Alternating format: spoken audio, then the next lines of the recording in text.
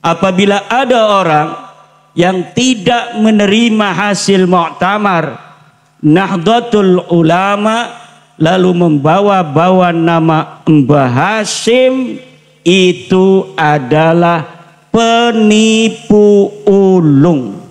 Yajibu alaihi ayyatuba halan.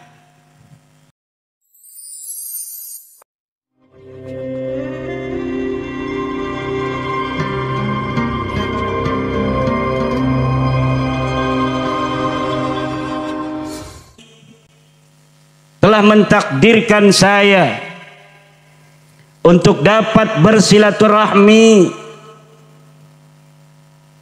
dengan seluruh keluarga besar Mejagung,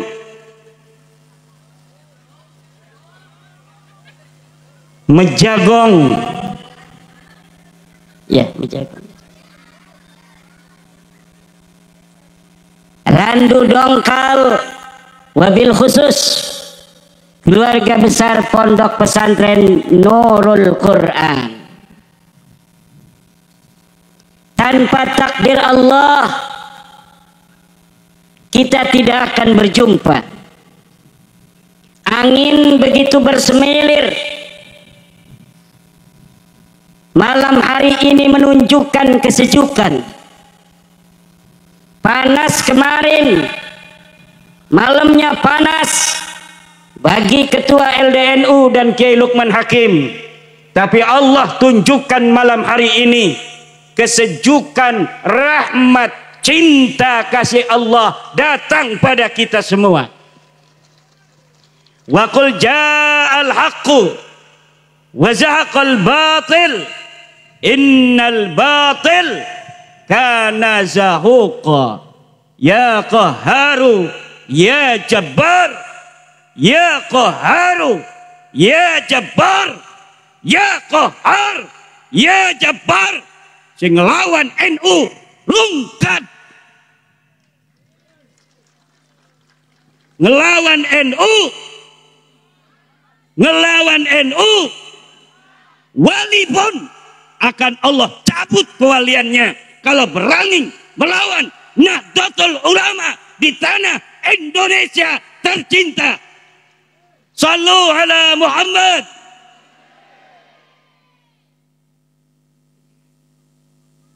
Salawat dan salam mari kita sanjungkan kepada baginda alam, kekasih hati, ayah al-Batul, kakek dari Hasan, kakek dari Husain, kakek daripada Ali Zainal Abidin, kakek daripada Muhammad Al-Baghir, kakek daripada Ja'far As-Sadiq, kakek daripada Ali Al-Uraidi, kakek daripada Muhammad An-Naqib, kakek daripada Isa An-Naqib, kakek daripada Ahmad bin Isa, kakek daripada Muhammad, kakek daripada Ali, kakek daripada Husain. Cukup sampai di situ 3 anaknya. La walada illa salasa. Beliau adalah baginda, kekasih jiwa yang harus kita bela kemuliaan dan kehormatannya. Namanya, anak-anaknya, cucu-cucunya. Beliau adalah Habibina wa Syafi'ina wa Maulana Muhammad, wa Maulana Muhammad, wa Maulana Muhammad. Ya Rabbi bil Mustafa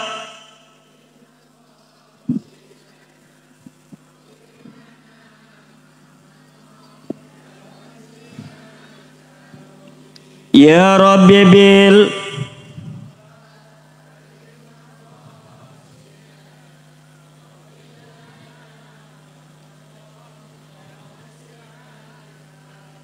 يا ربي بالمالك احفظنا ولا تجعلا من لا يرانا بحب مالك الأمم.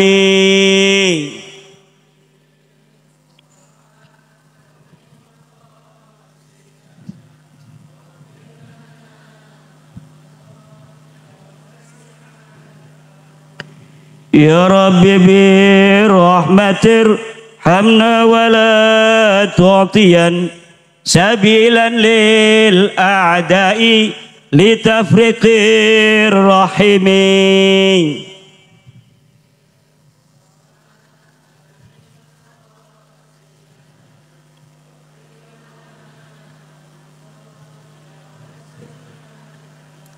يا ربي بالمخدوم لنهضة العلماء انظر ولا تتركن خدمة الحكم.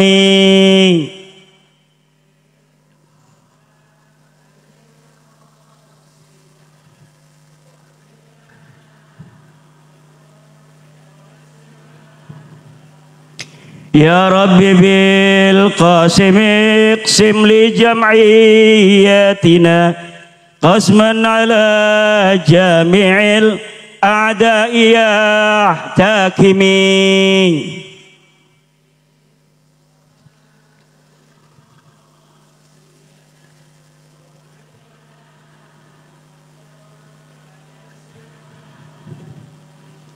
يا ربي بالجعفر خلص عقيدتنا من شبه الوهابية كل مجتسم.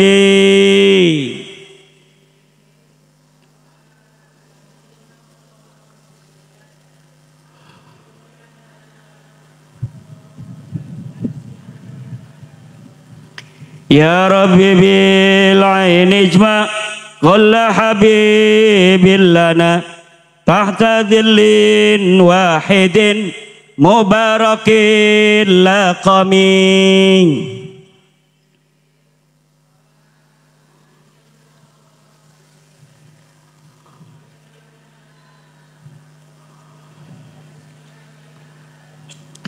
يا ربي بالشاهد احقر كل حاسدنا وكل طرف منهم ولسان شتم. Yang keras.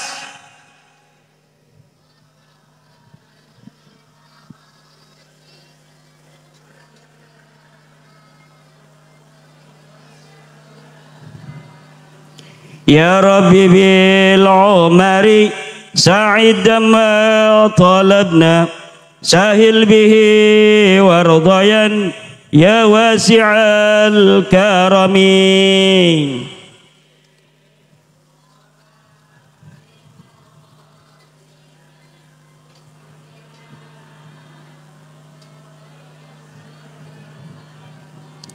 يا ربي بالشرف اعطينا كل الشرف وكل خير لنا مرقى لمستنمين.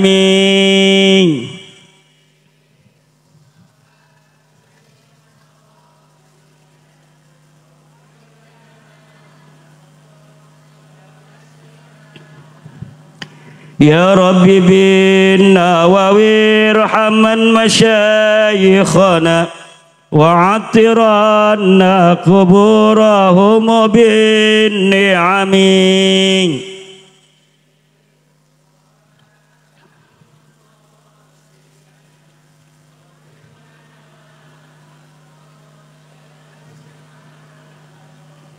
يا ربي بالخالل افتح كل طالبنا واجعلهم خير منا وخير الأمم.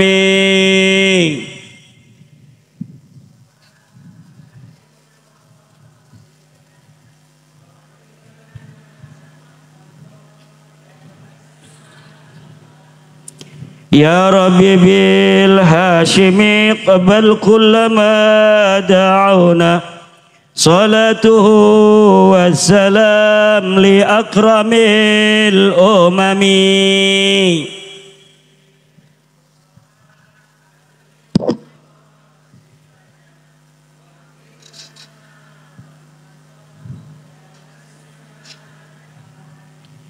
Amin Allahumma, amin Allahumma.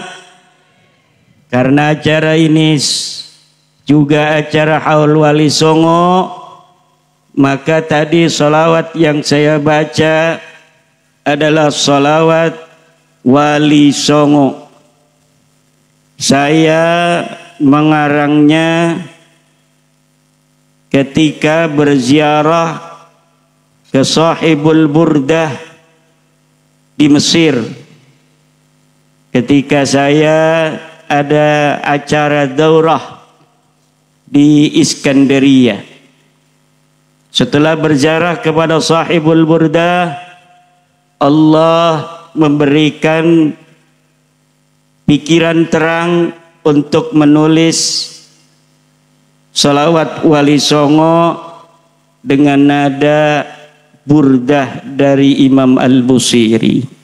Mudah-mudahan kita semua mendapatkan barokah dari para Wali Songo untuk anak-anak kita, para santri yang belajar di pondok pesantren, wabil khusus pondok pesantren Nurul Quran pimpinan Yai Luqmanul Hakim.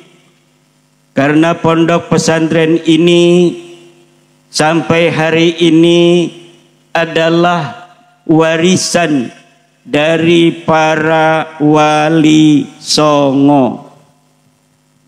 Wali Songo membuat pesantren sejak zaman dulu, menyebarkan agama Islam dengan cinta, menyebarkan agama Islam dengan kasih sayang, menyebarkan agama Islam tanpa paksaan, menyebarkan agama Islam tanpa tekanan. Budaya-budaya yang tidak bertentangan dengan agama kemudian dibiarkan oleh agama Islam. Sampai hari ini agama Islam dapat beriringan dengan budaya-budaya Indonesia, dengan budaya-budaya Nusantara. Bukan hanya dengan budaya-budayanya, tapi Islam ajaran Wali Songo ini hari ini tetap dapat berdampingan dengan sisa-sisa keyakinan dari bangsa Indonesia. Baik itu agama maupun kepercayaan terhadap Tuhan yang Maha Esa.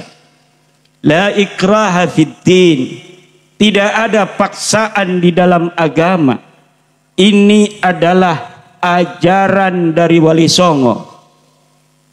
Islam hari ini dipeluk oleh 90% masyarakat Indonesia tanpa pertumpahan darah. Islam dipeluk oleh bangsa Indonesia, disebarkan dengan cinta dan kasih sayang, dengan tenggang rasa, saling hormat menghormati, saling harga menghargai. Maka hari ini warisan Islam Wali Songo diwarisi secara ideologis dan secara biologis oleh Nahdlatul Ulama. Nahdlatul Ulama itu hanya satu, yaitu yang dinaungi oleh pengurus besar Nahdlatul. Jika ada orang mengaku NU tapi dia memusuhi PBNU, itu NU palsu. Kalau dia membawa-bawa nama Mbah Hashim, saya NU-nya bukan NU PBNU, tapi NU saya adalah NU Mbah Hasim, itu adalah dusta. Dia membawa-bawa Mbah Hasim, sebenarnya dia ingin memecah belah Nahdlatul.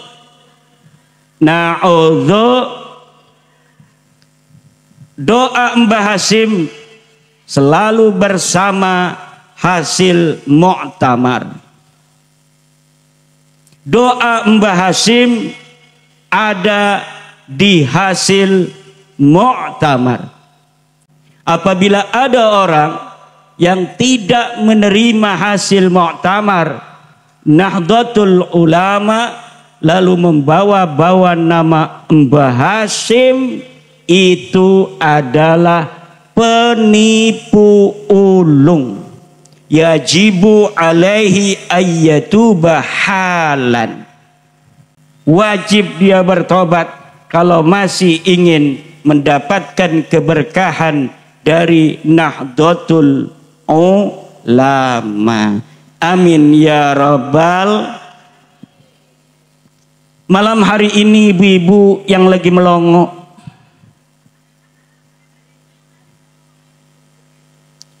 acara khatmil Quran, khatmi jami'id durus wa tahfidil Quran litullabi al-ma'hadil islamiyyi li tahfidil Quran Nurul Quran alladhi kana fi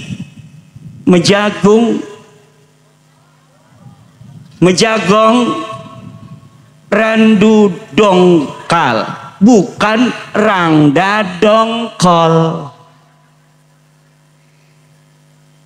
Rangda Dongkol mah yang di PHP terus nggak dikawin-kawin. Betul? Coba yang janda ngacung. Ngacung, saya mau doain nih. Ngacung. Janda yang di atas, yang di bawah 30. Janda yang di atas 30. Udah, insya Allah dapat suami yang soleh. Amin. Yang banyak duitnya. Udah soleh, banyak duit. Ibu bapak hadirin ma'asyiral muslimin rahimakumullah.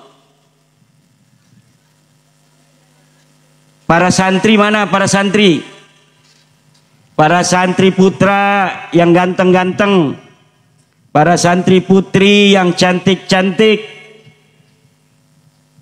Tapi ganteng dan cantik itu bukanlah standar kemuliaan.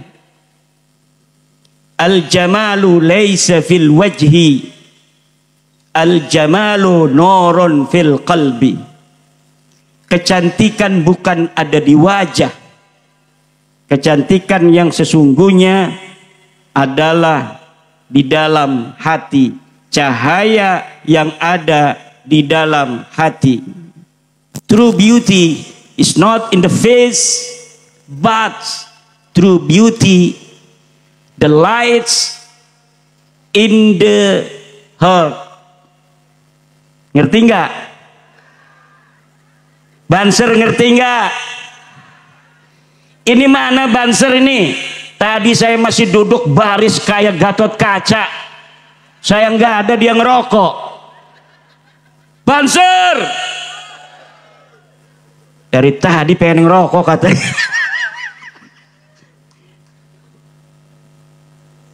Ini Banser zaman sekarang harus pandai bahasa Inggris. Kalau ada tugas dari PBNU ke Timur Tengah, pada banyak yang daftar karena bahasanya bahasa Arab. Kalau ada tugas dakwah ke Inggris, Prancis, Jerman, kita kaum Nahdiyin kekurangan kader. Maka hai para santri, jangan hanya pinter nahu sorob bahasa Arab, tapi zaman ini zaman modern. Harus bisa juga bahasa Inggris, bahasa Prancis, bahasa Jerman, bahasa Mandarin. Saya tidak akan ceramah bahasa Mandarin, takut ibu-ibu nggak ngerti. haya siang-siang malingseng liang tai bau.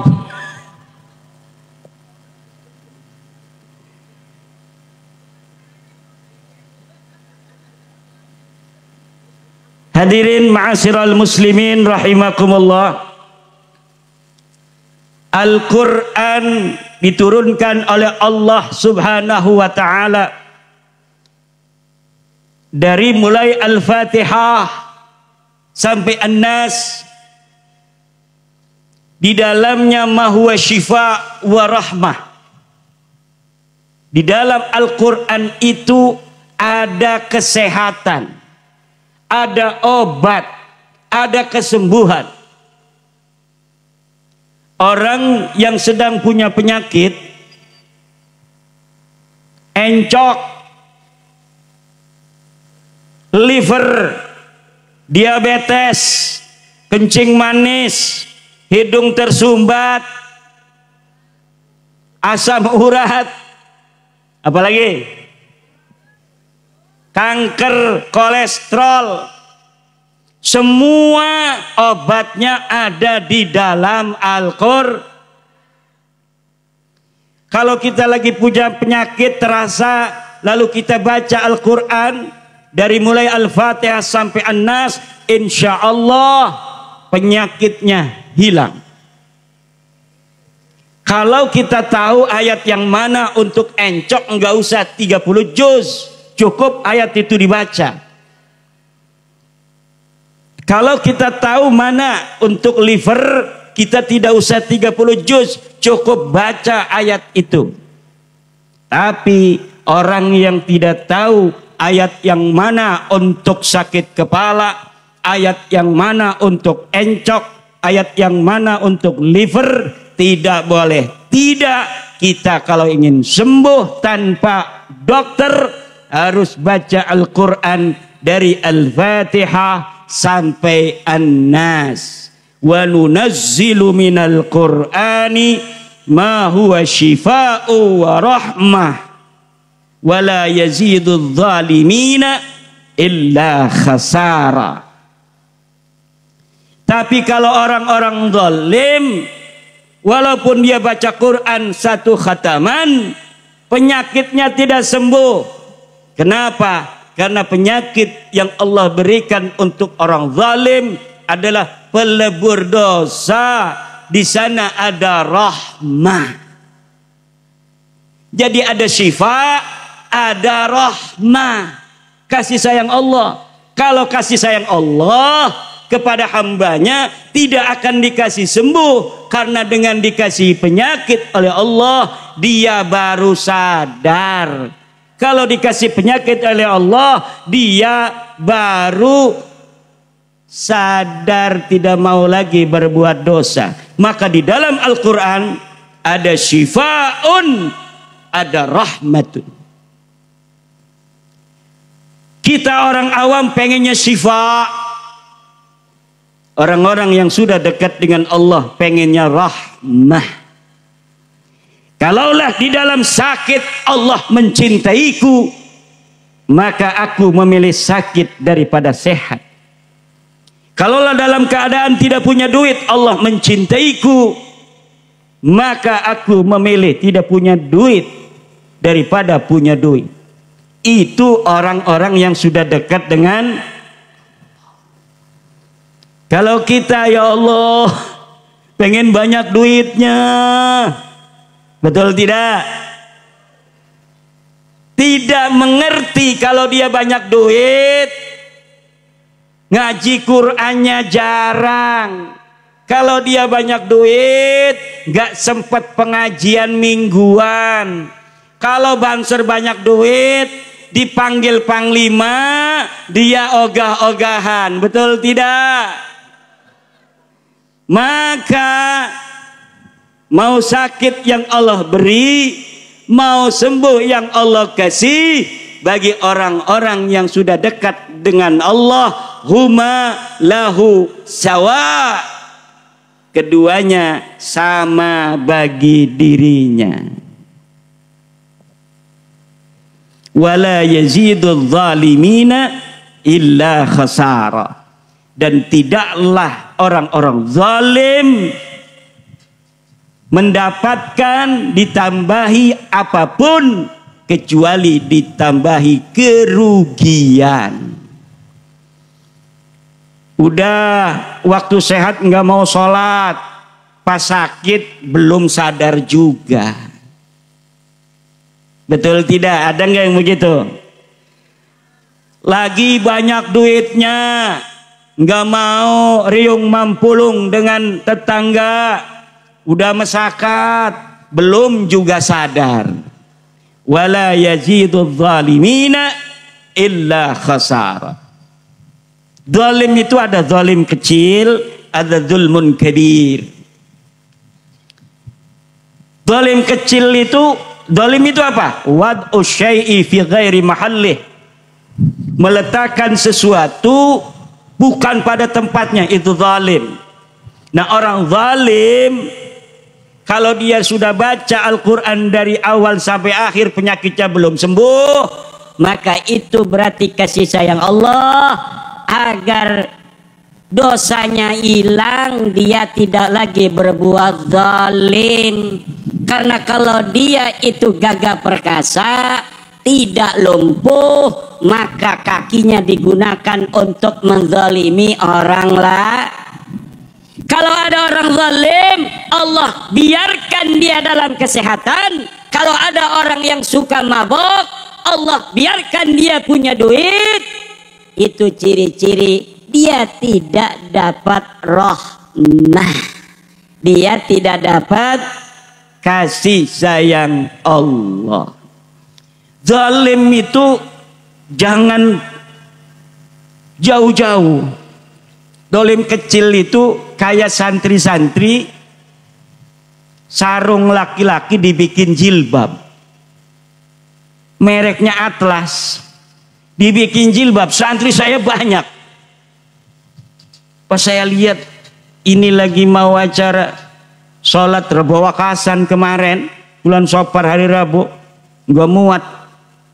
Di dalam masjid, di luar itu santri putri, kok ini kepalanya pada sarung laki-laki. Ternyata katanya lagi ngetren santri-santri di dunia maya pakainya jilbab yang terbuat dari sarung laki-laki. Itu zalim kecil itu. Meletakkan sesuatu, sarung yang harusnya di bawah dipindah jadi di atas. Superman tuh juga zalim tuh, Superman. Orang pakai celana dalam itu dulu, baru celana panjang. Ini Superman celana panjang dulu, baru celana dalam. Orang belum haji, dia pakai peci haji. Itu masuk zalim, walaupun zalimnya zalim kecil. Nanti orang saru, apakah dia ini sudah haji apa belum?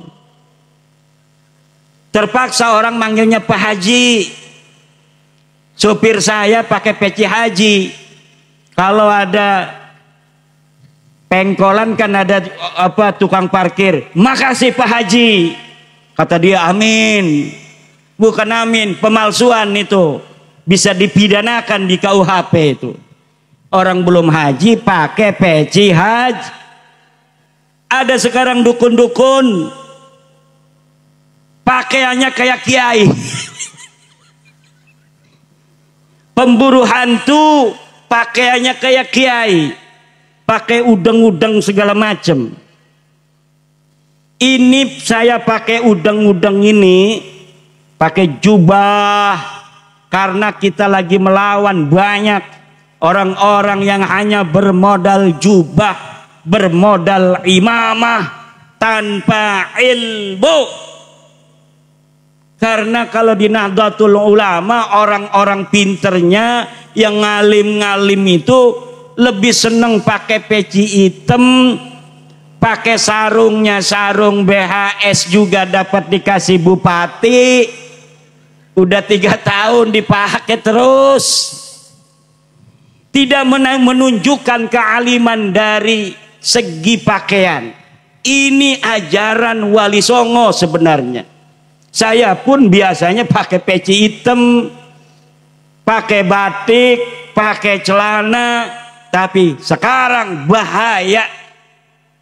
Saya lihat ulama-ulama NU zaman dulu di foto-foto kenangan Nahdlatul Ulama tahun 39 di Banten Muktamar, semuanya pakai jubah, pakai imamah, pakai sorban gede-gede. Sekarang orang-orang alim di PBNU itu yang pakai peci, pakai celana doang, alfiahnya ngelotok, hadisnya hafal banyak, bukan hanya ilmu fikih, usul fikih, bahkan mungkin sudah balagu rutbatal ijtihad, tapi dalam pakaian biasa-biasa saja. Itu akhlak bagus. Apalagi kayak guru kita bersama Gus Baha, pecinya udah miring, rambutnya kelihatan, digulung. Itulah ulama Nahdlatul Ulama yang penuh ketawaduan. Tapi orang-orang awam ternyata salah zaman sekarang dalam menilai. Disangkanya kalau orang sudah pakai imamah, kalau dia sudah pakai jubah, kalau dia sudah pakai sorban besar, dia ulama besar. Orang awam tidak tahu, tidak bisa mengukur bagaimana kealiman seorang ulama. Akhirnya para ulama-ulama yang tidak memakai pakaian ulama tidak dihormati dan tidak dimuliakan.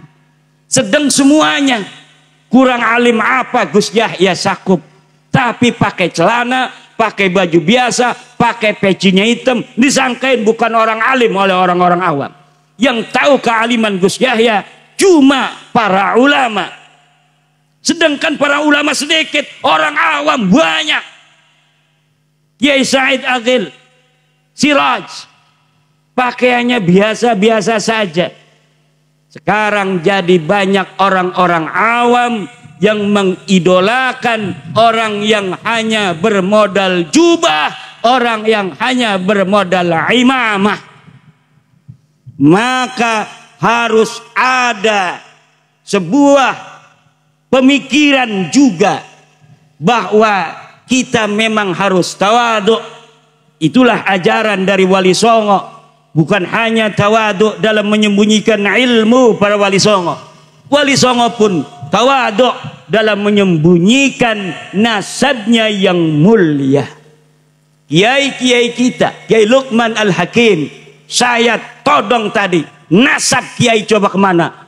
Gelagapan, nggak tahu, belum pas. Itu kenapa? Karena memang tidak biasa kita orang Nahdlatul Ulama, murid-murid Wali Songo berbicara nasab. Walaupun nasabnya sahih, jiddan. Orang-orang yang bernasab palsu akhirnya yang dimuliakan. Orang-orang yang tidak nyambung akhirnya yang dihormati. Yang berhak akhirnya disepelekan karena tidak pandai di dalam mengiklankan diri, tidak pandai dalam marketing. Kiai-kiai NU alim. Kalau saya lagi rapat LBM, Lembaga Bahsul Masail PBNU, saya diem aja. Kenapa? Cukup sudah diwakili oleh kealiman para teman-teman di Lembaga Bahsul Masail. Orangnya biasa-biasa saja. Kadang-kadang itu cucunya Mbah Khalil nggak pakai peci, datang ke PBNU, Lembaga Bahsul Masail, nggak pakai peci. Tapi kalau sudah bicara tentang kitab kuning, bicara tentang albiyah, bicara tentang qawaid al-fiqhiyah, bicara tentang ilmu balaghah, rata habis semuanya. Inilah Nahdlatul Ulama, kaya akan orang-orang alim, orang-orang ikhlas, orang-orang yang betul-betul berjuang demi agama walaupun tanpa namanya disebutkan. Kebaikan ini tidak boleh hilang. Saya yakin para orang-orang awam bangsa Indonesia sampai hari ini beragama dengan benar. Tidak ada bengkok dalam beragama. Karena punya guru, para ulama-ulama yang ngajar di pesantren, yang ngajar di masjid, yang ngajar di musalla, yang ngajar di surau-surau, menasah dengan cinta dan keikhlasan, sehingga yang tumbuh dari hati sampai kepada hati, yang muncul dari keikhlasan akan berbuah barokah. Jangankan yang alim di Indonesia, orang-orang awamnya taat menyembah kepada Allah Subhanahu. Inilah ajaran kebaikan Wali Songo yang penuh dengan kebarokahan. Ajaran kesucian Wali Songo dan kebarokahannya yang sudah muntasyar, yang sudah terbukti, tidak boleh dikalahkan dengan ajaran-ajaran agama dalam bingkai marketing belaka, dalam bingkai kedustaan, dalam bingkai cerita-cerita fiksi, dalam bingkai ketidakikhlasan. Ki melongo-melongo ki apa jalan nih? Apa turung dimai kue? Hah? Emangnya teka merene pengen kue? Teka merene harap ngaji apa pangan kue? Atuh harap ngaji maju ngomong-ngomong kue. Ngaji ngomong-ngomong kue. Ibu-ibu ngelonjor nang apa sih kile?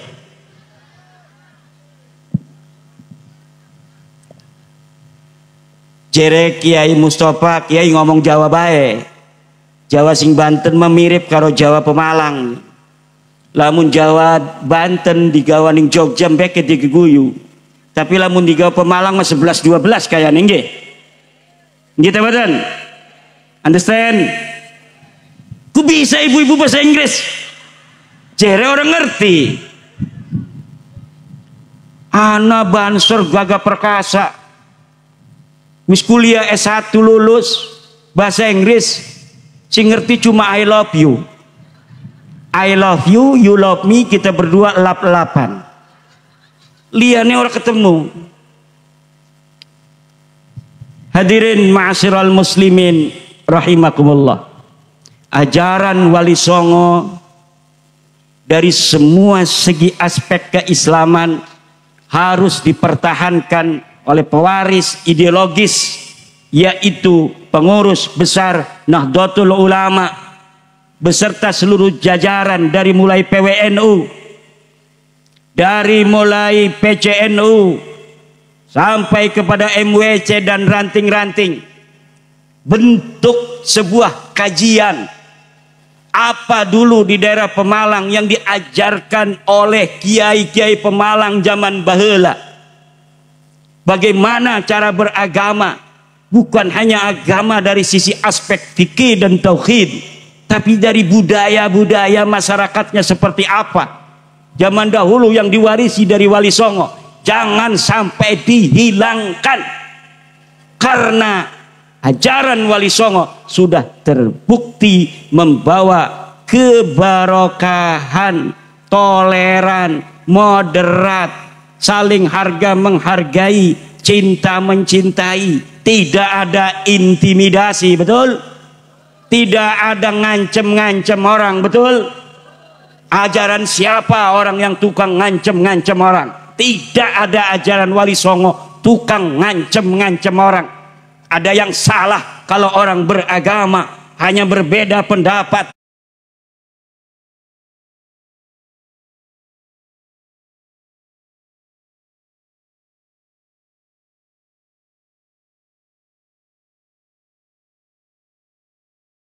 kemudian ngancem-ngancem orang.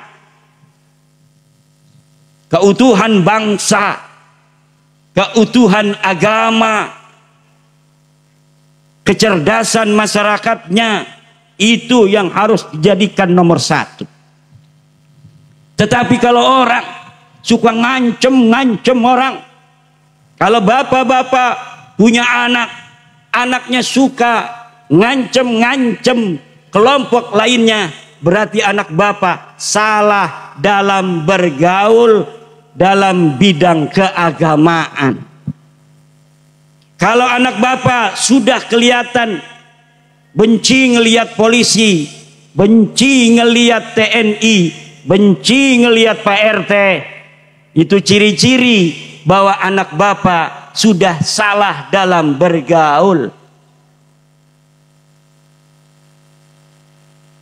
Kalau santri-santri NU lihat, luar biasa bagaimana PBNU menyikapi Rempang di Pulau Batam yang sedang bergelora, tidak membawa massa. Kalau membawa massa NU nggak muat Jakarta, cukup ketum duduk dengan didampingi beberapa orang, 4 orang, lalu memberikan masukan kepada pemerintah bahwa, kata PBNU dalam bahasa saya, kasus Rempang harus diselesaikan dengan seadil-adilnya, dengan menghormati hak-hak masyarakat, dengan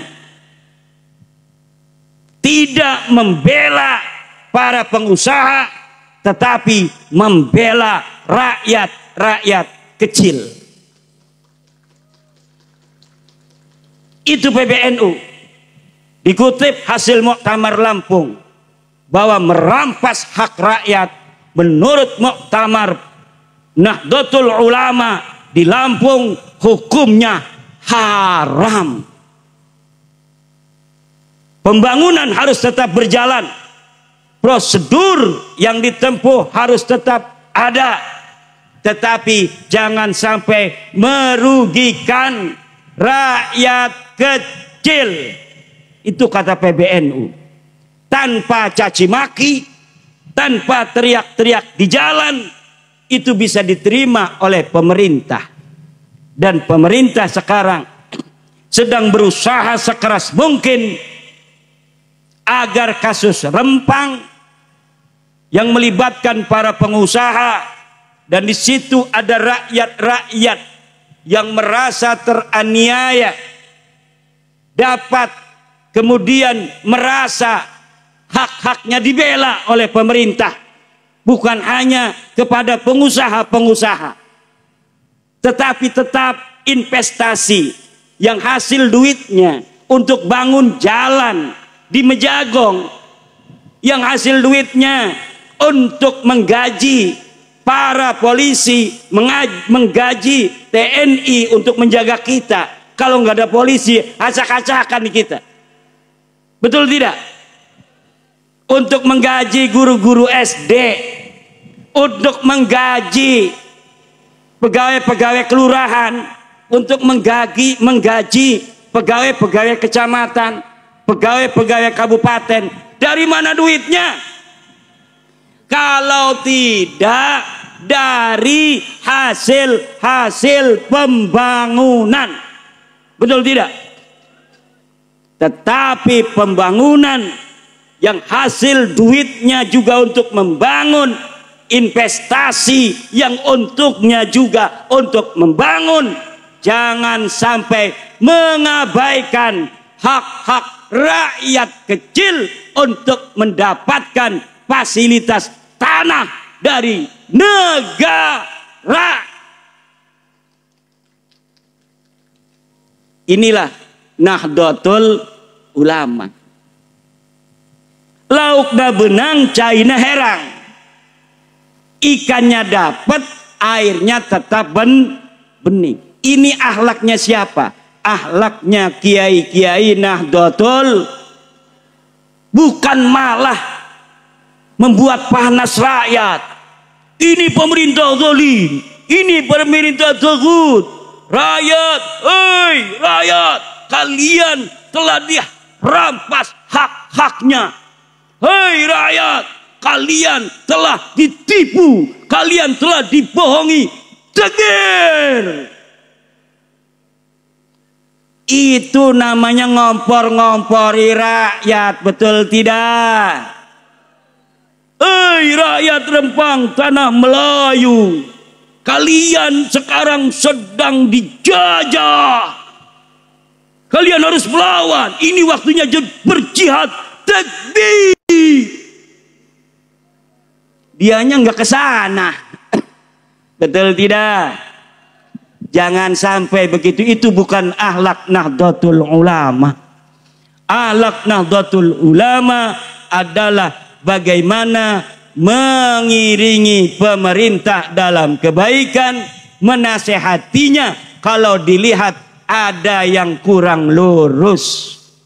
Pemerintah sekarang ini mungkin berpikir ini sesuai prosedur dari yang ditandatangani dalam kesepakatan MOU tahun 2004. Kemudian ada orang yang menempati penduduk asli, tapi banyak juga pendatang-pendatang yang tidak berhak. Mungkin benar, tapi ingat pemerintah, tugasnya pemerintah mengayomi seluruh bangsa Indonesia dan tumpah darah Indonesia. Bukankah kita mencari untung dari investasi ini untuk rakyat? Betul? Lah kalau untuk rakyat, ini rakyat, maka ini saja dulu yang di nomor satu. Fa illam yastati' fa bilizani wa illam yastati' fa biqalbih. Dzalika ad'aful. Siapa orang yang melihat kemungkaran, rubah dengan tangannya. Ini yang rubah tangannya ini siapa? Polisi, tentara kalau ada musuh dari luar negeri. Kalau musuhnya bukan luar negeri, tentara ngopi-ngopi aja. Karena tentara diciptakan oleh negara Indonesia untuk menjaga ketahanan dan pertahanan negara. Kalau masalah keamanan, orang mau ngaji, ada kiai mau ngaji, diancem-ancem nggak boleh ngaji, kayak PKI, itu urusannya polisi. Keamanan namanya, betul tidak? Kalau urusan keamanan kiai, itu urusannya banser. Kalau kiainya merasa tidak aman, bansernya bisa jadi masuk neraka.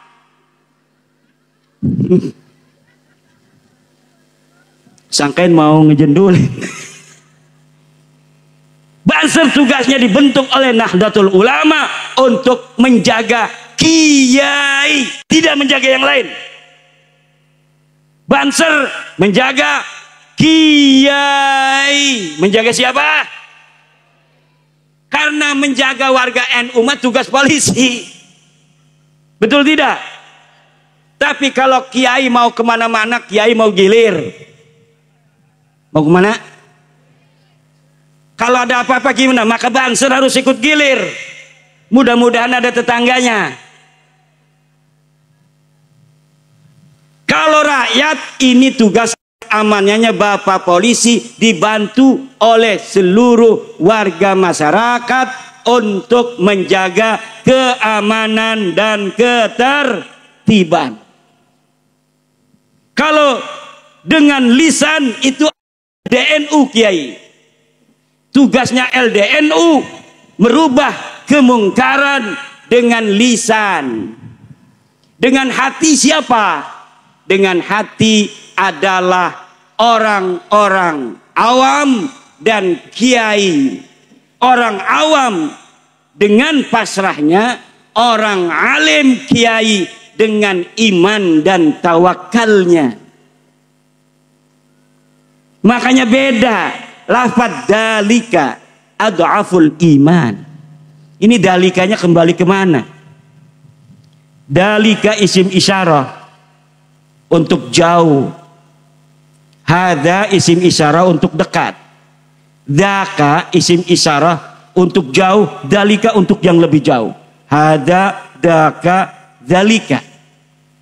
Hadis ini diriwayatkan oleh Al-Khudri. Pertama biyadih, dengan tangan. Yang kedua bilisani, dengan lisan. Yang ketiga biqalbih, dengan hati. Dalika, ini dalikanya kembali harus kepada yang jauh dalam ilmu nahu. Kalau kembali kepada bil qalbi, biqalbihi, maka ini harusnya hada adhaful iman. Kalau kembalinya kepada bilisanih, menggunakannya dzaka, menurut Ibnu Malik itu adalah untuk jauh. Kalau kembalinya kepada biadih, menggunakan tambahin lam, dzalika litakidil bu'di bil kafi harfan duna lamin aw ma'ah wal lamu in qaddamtaha mumtani'ah. Berarti dalika ini kembalinya kepada yang jauh, karena dalika ini adalah isim isyarah jauh. Dalika merubah kemungkaran dengan tangan itu adhaful iman, yang paling lemahnya iman. Jadi para kiai orang pada karoning Sahih Muslim syarahe dalikan ning Sahih Muslim kembalinya kepada biqalbihi, merubah kemungkaran dengan hati itu adalah lemahnya iman. Imam Nawawi pun begitu, ulama-ulama lain begitu. Ini Imaduddin dari Banten beda aja. Ya beda ndak apa-apa, tapi ada dalilnya. Dalilnya apa? Dalilnya ilmu nahu.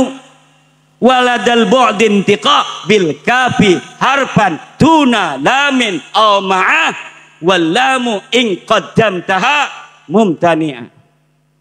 Kalau pakainya dalika, kembalinya isyarah kepada yang jauh. Kalau pakainya hada, kembalinya pada yang dekat. Ini yang dekat dengan dalika mana?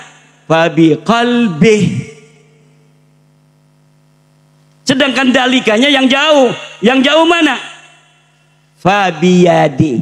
Fal yughayyirhu biyadi. Maka yang merubah kemungkaran dengan tangan, menurut saya boleh berbeda. Gimana? Itu adalah orang yang merubah kemungkaran dengan tangan. Kenapa? Karena urusan merubah kemungkaran itu suatu hal, tingkatan iman itu hal lain. Jadi tertib orang untuk merubah kemungkaran pertama dengan tangannya. Kalau tidak mampu dengan lisannya, kalau tidak mampu dengan hatinya. Udah cukup sampai di situ. Dalika adhaful iman, ini hal lain. Ingin menerangkan tentang tingkatan iman, bahwa orang yang merubah dengan tangannya itu selemah-lemahnya iman. Ada kiai, ada banser. Suatu hari banser lewat, ada orang main catur depan musola, di serambi musola main catur. Banser lewat, diapain? Diambil caturnya, dibanting. Betul tidak? Suatu hari lagi main catur lagi pemuda, ada kiai lewat habis ngeriung bawa berkat. Kira-kira kiai mau kayak banser itu enggak? Ngambil catur langsung caturnya dibanting? Tidak. Bisa jadi yang lagi main catur dikasih berkat. Itu kira-kira tinggian imannya kiai apa tinggian imannya banser? Kiai. Jabatan. Lah ini pikirkan. Ini bukan ajaran sesat. Ini ada dalilnya. Hei, Ki Imad, kalau ngaji jangan pakai nahu doang dong. Tapi pakai ilmu balaghah. Dalika di situ majaz. Maknanya hada. Seperti di dalam Al-Quran, alif lam mim dzalikal kitab, maknanya ditafsiri oleh mufassir ay hadzal kitab, dzalika bimakna hadza. Al aslu fil kalami al haqiqah, idza tumkinul haqiqah fal aula al haqiqah. Asal dari kalam itu adalah haqiqah. Kalau masih memungkinkan haqiqah, kasih makna haqiqah. Kecuali maknanya sudah tidak mungkin, maka kalam dimajazkan.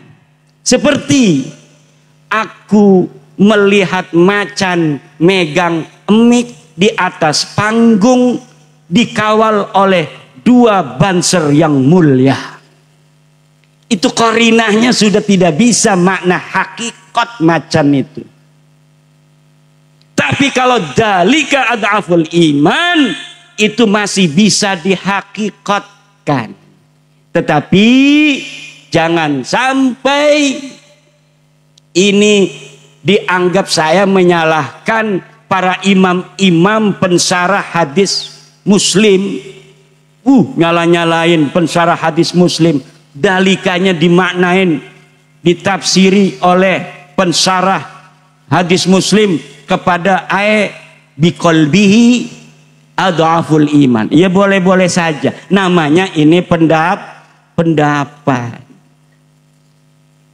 Kalaulah pemerintah harus merubah dengan tangan, coba kalau ada orang demo yang nyengsarain masyarakat sekitar, polisi tidak bertindak dengan tangannya, itu kekacauan yang lebih besar akan terjadi.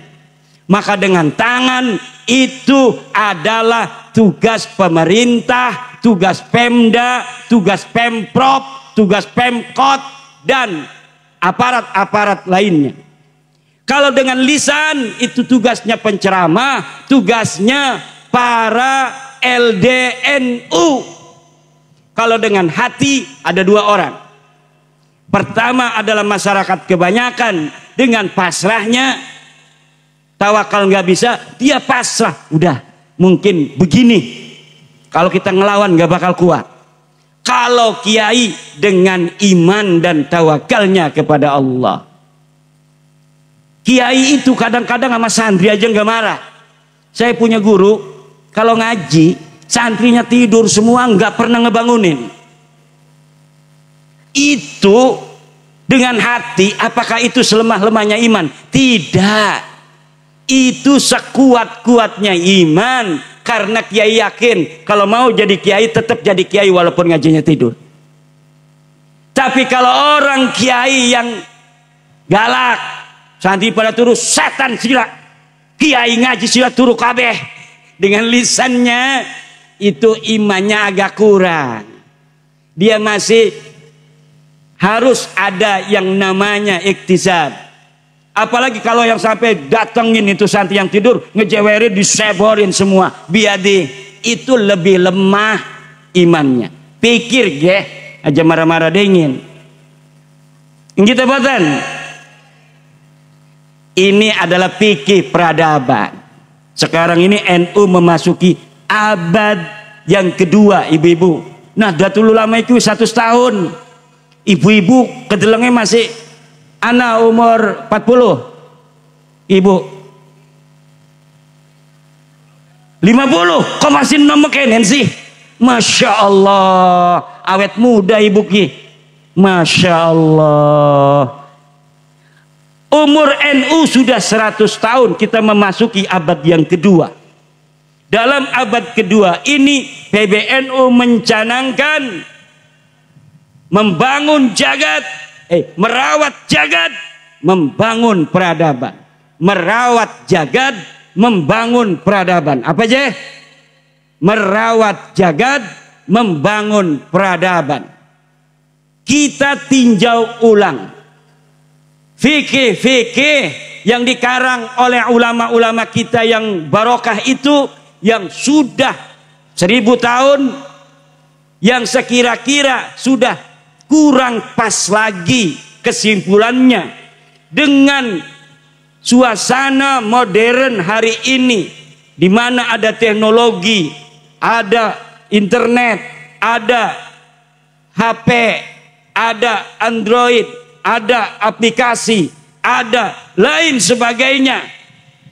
Sesuatu yang apabila kesimpulan itu sudah tidak cocok lagi dengan zaman kita hari ini, maka bisa kita tahqiqul manat kembali. Kita verifikasi relevansinya dengan syarat-syarat yang sesuai dengan syarat-syarat ijtihad. Yang boleh melakukannya adalah mereka yang qad balagha rutbatal ijtihad, qad tawaffara syurutul ijtihad fih. Dia sudah bisa nahu sorobnya daqiq, ilmu balaghanya daqiq, qawaid fikihnya daqiq, usulul fikihnya daqiq, ulumut tafsirnya daqiq, ulumul hadisnya daqiq. Kemudian dia sudah banyak membaca kitab-kitab ulama sebelumnya sebagai presiden. Kemudian dia menyimpulkan dengan kesimpulan baru yang tidak bertentangan dengan Al-Quran, Al-Hadis, Ijma, dan Qiyas. Itu yang sedang dipikirkan Nahdlatul Ulama untuk menyongsong peradaban baru Nahdlatul Ulama di abad kedua NU, agar NU tidak ketinggalan zaman. Karena ulama-ulama NU luar biasa.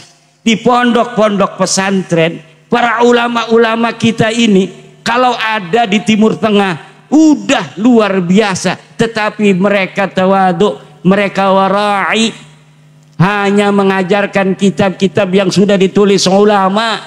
Mereka sudah bisa menulis kitab, tapi banyak dari mereka yang enggan menulis kitab. Mereka banyak yang pandai menulis syair-syair Arab, tapi mencukupkan di dalam cara menyelesaikan kesimpulan yaktafi bima kana fi kutubit turas, yang nanti mungkin hari ini masih cocok, tapi 10-20 tahun lagi ini mungkin sudah ketinggalan zaman. Karena apa? Karena teknologi semakin cepat meninggalkan peradaban-peradaban lama, sementara kitab-kitab kita ini tidak bisa menjawabnya kalau tidak ada verifikasi relevansi lagi daripada ilat-ilat fikih yang ada, kesimpulan-kesimpulan yang dihasilkan, maka nanti akan ada kekosongan hukum. Oleh karena itulah, ayo Nahdlatul Ulama dari mulai PWNU, PCNU, kita persiapkan generasi-generasi muda Nahdlatul Ulama yang mampu untuk membaca keadaan hari ini, tapi juga dia bisa membaca keadaan di masa yang akan datang.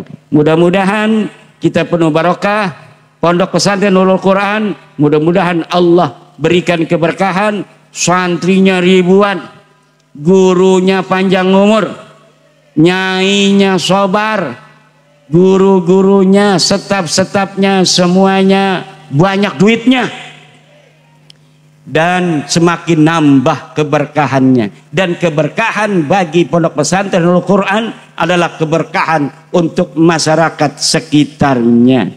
Demikian, wallahu huwal muwaffiq ila aqwamit thoriq. Wassalamualaikum warahmatullahi wabarakatuh.